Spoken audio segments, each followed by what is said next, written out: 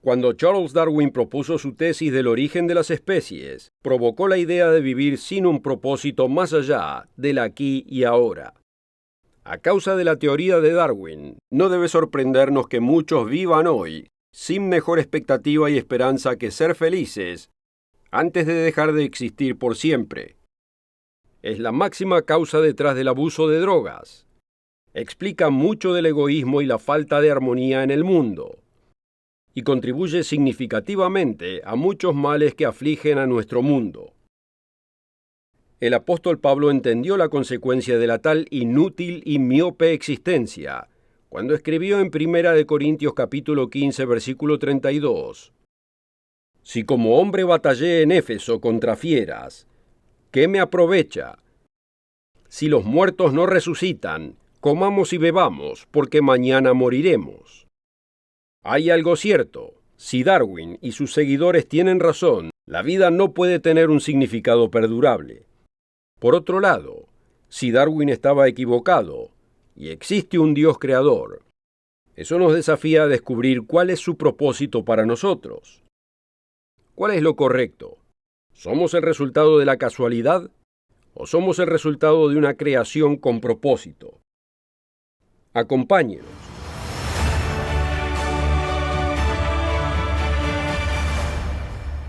Una calurosa bienvenida desde el mundo de mañana y la Iglesia del Dios Viviente, patrocinador de este programa. La teoría de la evolución de Darwin planteó la idea de que el hombre no es el resultado de una creación por una inteligencia superior, sino el resultado del ciego azar y la suerte. ¿Tenía razón? ¿Pudo la vida aparecer en este planeta sin un Dios creador? A causa del tiempo limitado del programa, no voy a mencionar todos los problemas con la teoría de Darwin. Y créame, hay muchos problemas, grandes problemas. Pero para el propósito de hoy, mencionaré un problema de su teoría. Luego veremos algunas citas de evolucionistas que muestran cómo la teoría de la evolución está basada en el plano de la religión secular, en vez de en la ciencia. Y veremos cómo esta teoría alteró la visión mundial del hombre. Luego mostraré lo que la Biblia dice acerca del propósito de la vida. Es importante al principio clarificar qué significa darwinismo.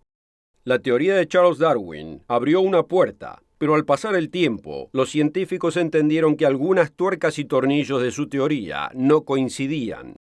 El término neodarwinismo y síntesis moderna evolucionista son usados para explicar cómo los científicos alteraron su visión de la tesis original de Darwin.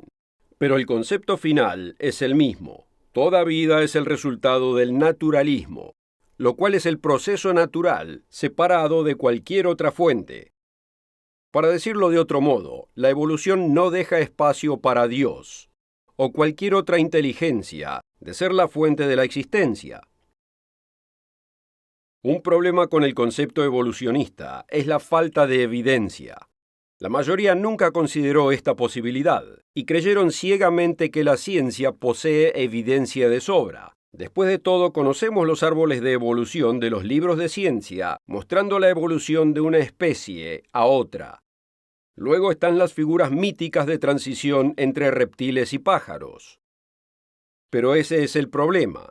Son figuras míticas y árboles de vida míticos. Los hechos cuentan una historia muy distinta.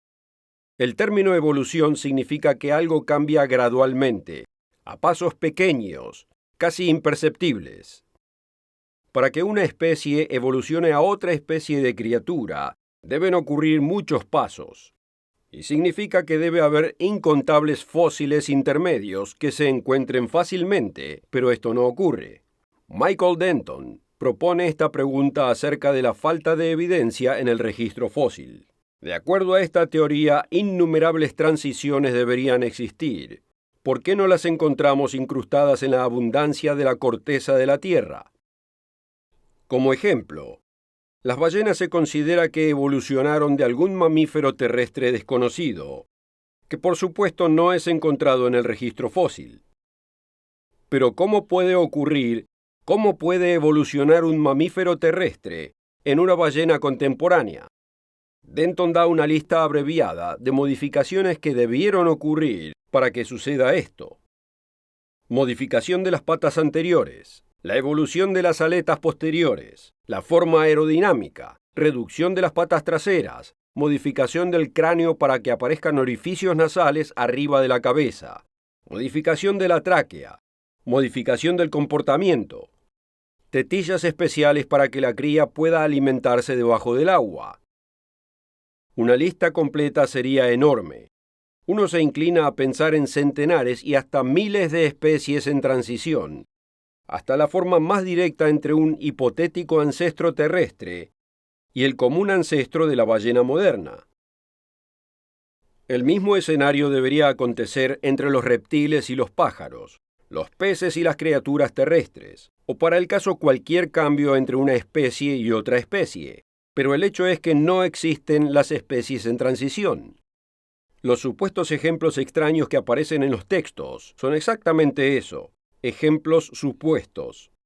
Los paleontólogos buscaron durante décadas el eslabón perdido entre una criatura como el simio y el hombre. Simiesco es una descripción precisa, porque sería el supuesto eslabón entre el hombre y los primordiales animales que no existen y nunca fue encontrado en el registro fósil. Y es considerado un ancestro en común. Y es exactamente a lo que nos referimos, una forma transitoria. La lógica nos dicta que deben existir muchas más formas de transición que el original y la criatura final. Pero ¿dónde están todas estas transiciones? No existen. La ausencia de transiciones, aunque perjudicaba, no era fatal en 1860, porque era razonable esperar que muchos fuesen encontrados eventualmente al incrementarse las actividades geológicas.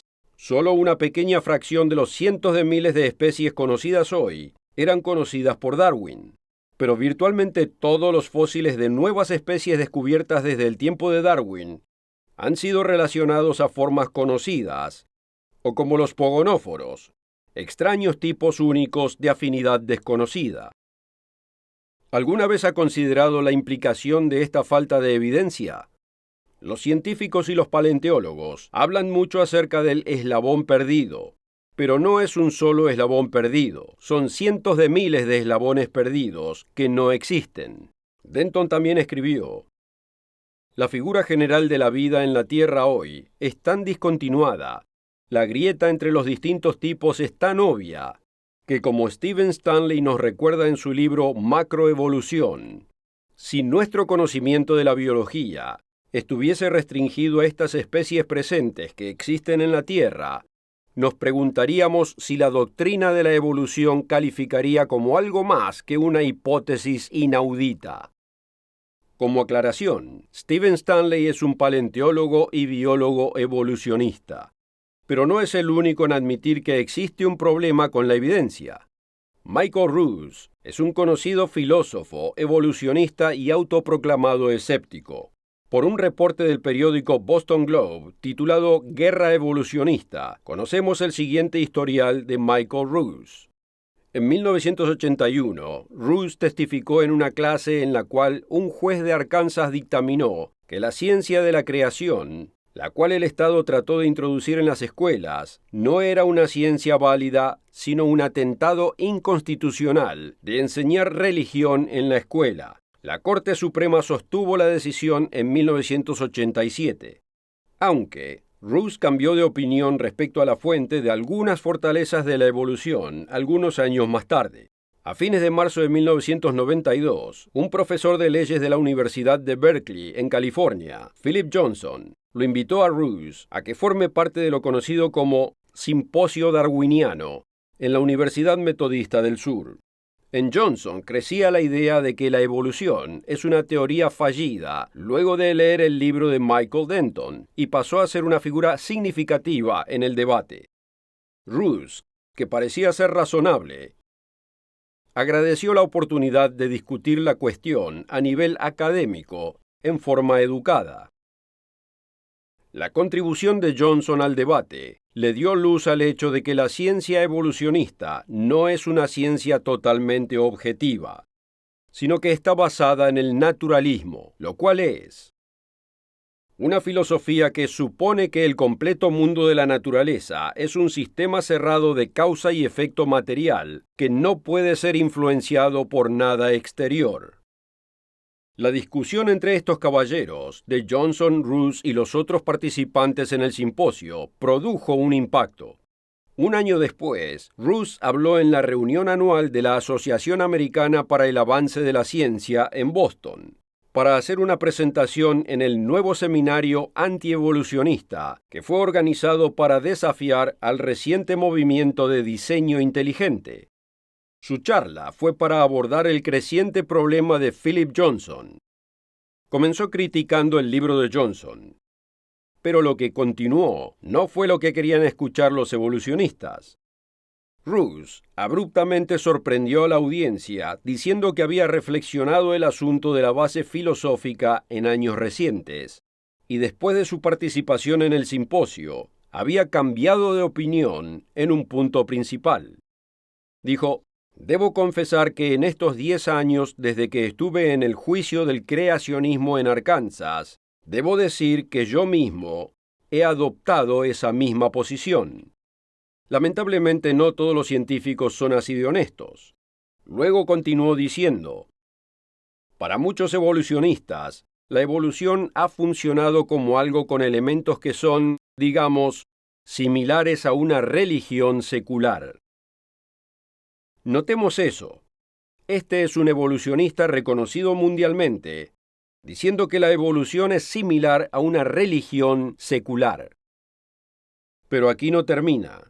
Continuando: evolución similar a una religión comprende hacer ciertas suposiciones metafísicas a priori, que a cierto nivel no pueden ser probadas empíricamente. Y pienso que la manera de lidiar con el creacionismo, pero además la manera de lidiar con la evolución también, no es desechar estos hechos, sino reconocerlos y ver hacia dónde podemos ir al avanzar desde aquí.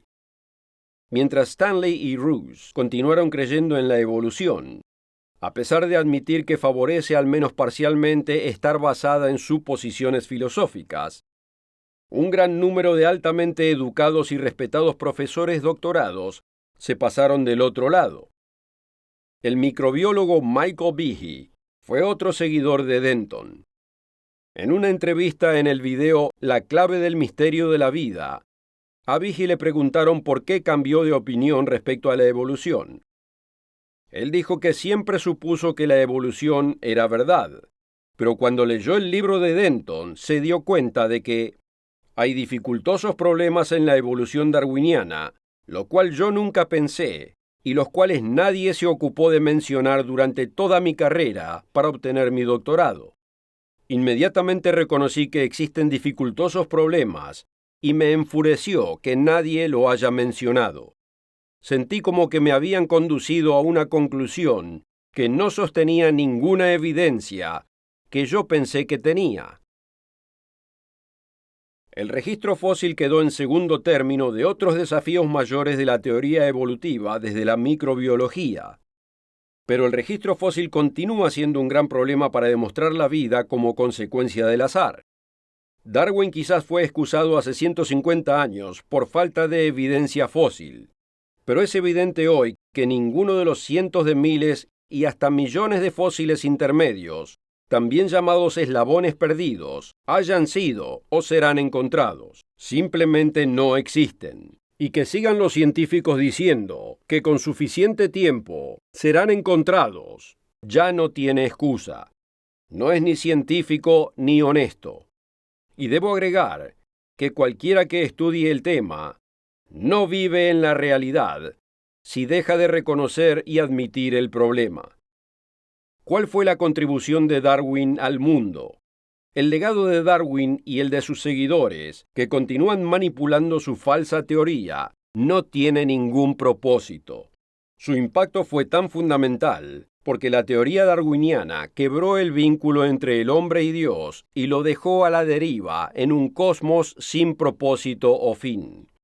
Ninguna otra revolución intelectual del tiempo moderno ha afectado tan profundamente la manera en que el hombre se ve a sí mismo y a su lugar en el universo.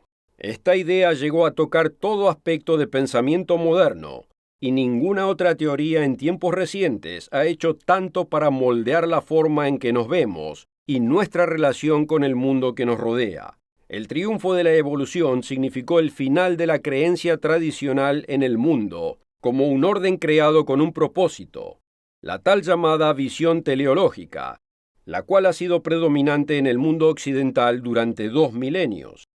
El azar no puede explicar o dar propósito. Es Dios, no la evolución, el que da propósito a la vida.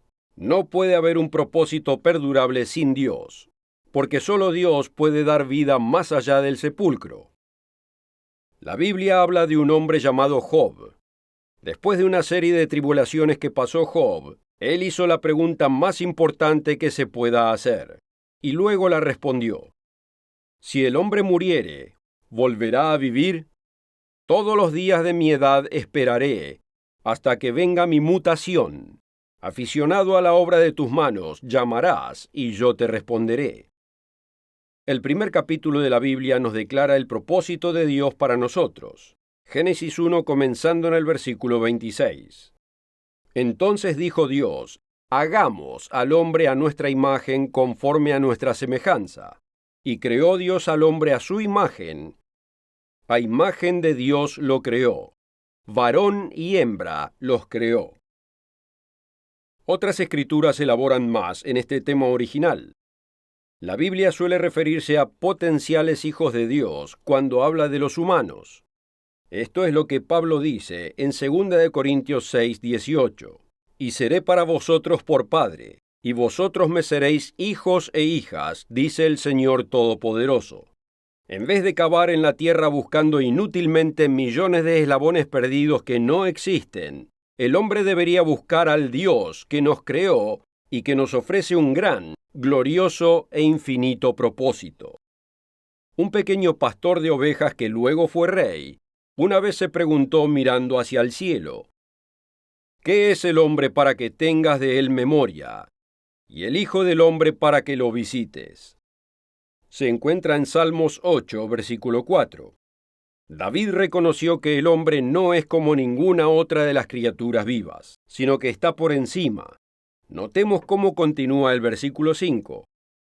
Le has hecho poco menor que los ángeles, y lo coronaste de gloria y de honra. Le hiciste señorear sobre las obras de tus manos, todo lo pusiste debajo de sus pies. Ovejas y bueyes, todo ello, y asimismo las bestias del campo, las aves de los cielos, los peces del mar, todo cuanto pasa por los senderos del mar. Más de 1000 años después, el apóstol Pablo se refirió a la misma cuestión, pero continuó con la idea. Podemos verlo en el 2 capítulo del libro bíblico conocido como Hebreos. Después de repetir la pregunta, Pablo luego recuenta lo que David reconoció, que el hombre es único entre todas las criaturas vivientes, y que nos fue dado un lugar especial en esta tierra y en el universo. Él llegó un paso más lejos que David diciendo, versículo 8, todo lo sujetaste bajo sus pies, nada dejó que no sea sujeto a él. ¿Por qué? La respuesta simple es que no hemos aprendido a vivir en armonía en este pequeño planeta, que es insignificante en la inmensidad del espacio. ¿Para qué nos va a dar Dios más territorio donde pelear? Antes de gobernar el espacio, debemos aprender cómo gobernarnos a nosotros mismos, y para este fin Dios ha provisto una senda. El mismo que dio su vida, se despojó a sí mismo de su poder divino para pasar a ser humano y pagar la penalidad por nuestros pecados, e infundirnos con poder de lo alto para cambiarnos. Pablo continúa en el versículo 9. Pero vemos a aquel que fue hecho un poco menor que los ángeles, a Jesús, coronado de gloria y de honra a causa del padecimiento de la muerte, para que por la gracia de Dios gustase la muerte por todos, porque convenía a aquel por cuya causa son todas las cosas y por quien todas las cosas subsisten, que habiendo de llevar muchos hijos a la gloria, perfeccionase por aflicciones al autor de la salvación de ellos. Fíjese que el fin de las acciones de Cristo es llevar a muchos hijos a la gloria. Por supuesto, no podemos ignorar otro pasaje. Romanos capítulo 8, versículo 14. Porque todos los que son guiados por el Espíritu de Dios, estos son hijos de Dios. ¿Comenzamos a ver un patrón aquí? Génesis 1:26. Hagamos al hombre a nuestra imagen. Segunda de Corintios 6:18. Vosotros me seréis hijos e hijas. Hebreos 2:10. Porque convenía a aquel llevar muchos hijos a la gloria. Y Romanos 8:14. Todos los que son guiados por el Espíritu de Dios, estos son hijos de Dios. Hay mucho más que nos dice la Biblia del propósito de nuestra existencia. Es triste que pocos estudien la Biblia y muchos menos admitan lo que realmente dice. El problema es leerla a través de los lentes del conocimiento preconcebido, suponiendo que lo que escucharon toda su vida es lo que dice la Biblia. Pero lo desafío a que lea este asombroso libro y descubra lo que dice por su cuenta. Revela que fuimos puestos en esta tierra por un inmenso propósito, mucho mayor de lo que podamos concebir. No somos como los animales. Ninguna criatura se acerca a tener la mente del ser humano. ¿Cómo pudo haber evolucionado tal mente superior? La evolución no puede responder a esta pregunta, pero la Biblia puede. Primera de Corintios capítulo 2, versículo 11. Porque ¿quién de los hombres sabe las cosas del hombre, sino el espíritu del hombre que está en él? Este pasaje de la Escritura y otros nos dice que hay un espíritu en el hombre. Esto no es un alma inmortal, sino algo impulsado espiritualmente que le da poder a la mente humana. Por ejemplo, yo fui a la escuela con un hombre que recibió su doctorado de la Universidad de California en Los Ángeles, una de las universidades más prestigiosas de los Estados Unidos. Él escribió su tesis de doctorado acerca del tema de un componente no físico en la mente humana. En él explicó que el tamaño y la complejidad de la mente humana simplemente no puede explicar la diferencia entre el humano y la inteligencia animal. El cerebro humano es más grande que el de muchos animales, pero no todos. Algunos tienen cerebros más grandes, pero no pueden hacer lo que hace el ser humano. Aunque pueden entender hasta cierto punto, no pueden entender los cálculos. No pueden enviarse a sí mismos a la luna y regresar en forma segura. No pueden crear computadoras, aviones u hospitales. Existe una vasta diferencia. Lo que escribió este hombre en su tesis de doctorado está en exacto acuerdo con la Biblia. Existe un componente no físico en la mente humana. Pero la Escritura continúa diciendo: así tampoco nadie conoció las cosas de Dios, sino el Espíritu de Dios. Existe otro Espíritu, el Espíritu de Dios. Y este Espíritu debe estar unido con el Espíritu humano para que podamos ser hijos de Dios. Notemos Romanos 8, comenzando en el versículo 16. El Espíritu mismo da testimonio a nuestro espíritu, que somos hijos de Dios. Y si hijos, también herederos, herederos de Dios y coherederos con Cristo.